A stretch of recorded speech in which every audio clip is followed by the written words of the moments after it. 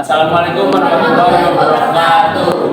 Sini kita akan menjelaskan tentang iman kepada hari kiamat. Saya Muhammad Rafi Putra Mulyana, absen 20.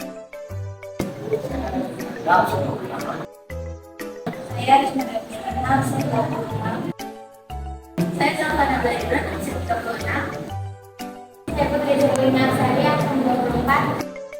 Saya Fadila Romasari, absen 30. Saya Nazar Rasulullah, absen 22. Saya sendiri Kepada, absen 32. Ira Manela dari absen 34. Dalam Quran Surat An-Naba, Allah menggambarkan betapa dahsyatnya hari kiamat mulai dari ayat 17 sampai 20. Seperti itu. Inna yawmal fasli kana miqata yawma yunfakhu fis-suri fatatuna afwaja wa futihatis samaa'u fakanat abwaba wa suyyiratil jibalu fakanat saraba.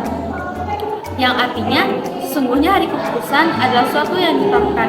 Ayat 17, yaitu hari yang pada waktu itu ditiup sangkakala, lalu kamu datang berkelompok-kelompok. Ayat 18. Dan dibukalah langit, maka terdapatlah beberapa pintu. Ayat 19.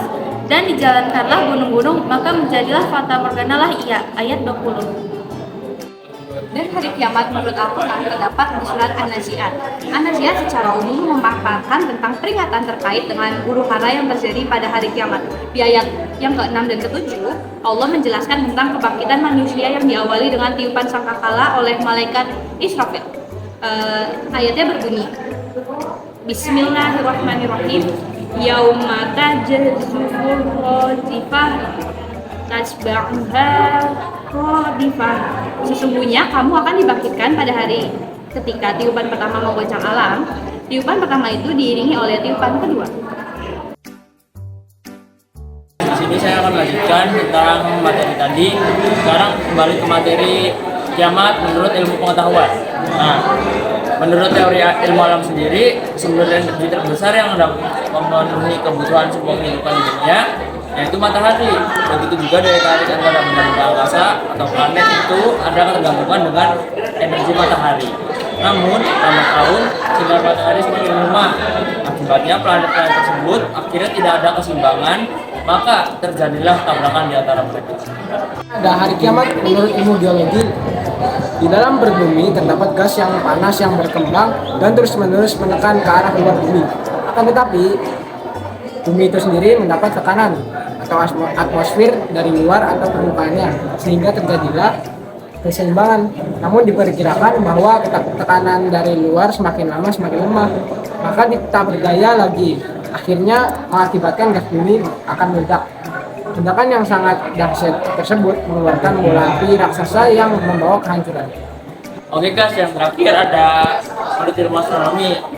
Bumi dan planet-planetnya berputar mengelilingi matahari secara teratur dan sempurna. Masing-masing planet mempunyai daya tarik masing-masing, sehingga beredar dan bergerak seimbang atau serasi. Namun daya tarik planet itu semakin lama akan semakin berkurang, bahkan hilang sama sekali. Akhirnya akan saling tabrakan dan hancur yang disebut hari kiamat. Terus tanda-tanda kiamat itu yang pertama suka sama jenis. Lalu yang kedua munculnya Ya'juj Ma'juj. Yang ketiga munculnya Dajjal. Dan yang keempat munculnya Imam Mahdi. Yang kelima Nabi Isa memimpin dunia. Terus yang keenam ada munculnya hewan melata. Yang ketujuh kabut dan angin berhembus. Yang kedelapan runtuhnya Ka'bah. Terus yang kesembilan itu ada gempa. Terus dan yang terakhir ke-10 itu ada munculnya api. Selanjutnya yaitu periode hari akhir. Periode hari akhir ada 8 tahapan. Yang pertama yaitu Yaumul Ba'ats. Yaumul Ba'ats adalah hari kebangkitan. Hari kebangkitan sendiri adalah proses dibangkitkannya seluruh makhluk dari alam kubur. Yang kedua yaitu Yaumul Harsy. Yaumul Harsy yaitu hari berkumpulnya manusia setelah dibangkitkan dari kuburnya masing-masing. Yang ketiga, buku catatan. Setiap manusia di alam mahsyar mempunyai buku catatan yang di dalamnya yaitu mengenai perbuatan-perbuatan dan amalan-amalan yang mereka kerjakan selama di dunia ini yang telah dicatat oleh malaikat Raqib dan Atid. Yang keempat yaitu Yaumul Hisab dan Mizan. Yaumul Hisab adalah hari ketika Allah Subhanahu wa taala memperlihatkan semua amalan di akhirat untuk dihisab. Segala dosa besar maupun kecil dihitung dengan seksama dan terukur. Tahapan selanjutnya yaitu Yaumul Mizan. Yaumul Mizan sendiri adalah timbangan yang adil, bersih kebijakan dan kejahatan yang telah diperbuat setiap manusia. Nah, periode hari kiamat yang kelima itu ada Asyirat. Asyirat adalah jembatan yang terbentang di atas neraka menuju surga. Mudah atau sulitnya seorang manusia melewati Asyirat itu tergantung pada amal setiap manusianya. Nah, Rasulullah Shallallahu Alaihi Wasallam pernah bersabda bahwa terbentanglah jembatan Asyirat itu di antara dua tepi neraka Jahanam. Hadis riwayat Muslim. Selanjutnya itu ada periode hari kiamat yang keenam yaitu Yaumul Jaza. Nah, Yaumul Jaza itu suatu hari ketika semua manusia akan menerima balasan dari Allah Subhanahu wa taala atau jaza. Nah, balasan yang diterima seseorang sesuai dengan amalnya selama ia hidup di dunia. Allah Subhanahu wa taala pernah berfirman, pada hari itu tiap jiwa diberi balasan dengan apa yang telah diusahakannya. Tidak seorang pun dirugikan pada hari tersebut. Sungguhnya Allah Subhanahu wa taala sangat cepat perhitungannya. Quran surat Al-Mu'min surat ke-40 ayat 17. Selanjutnya ada balasan perbuatan baik dengan surga. Nah, setelah seluruh manusia dihisab dan melalui timbangan, mereka akan diberikan balasan yang sesuai dengan amal perbuatannya. Pada saat itu, terbagilah manusia menjadi dua golongan. Adapun bagi mukmin yang bertakwa kepada Allah Subhanahu wa taala pasti akan menerima balasan yang setara, yaitu berupa surga.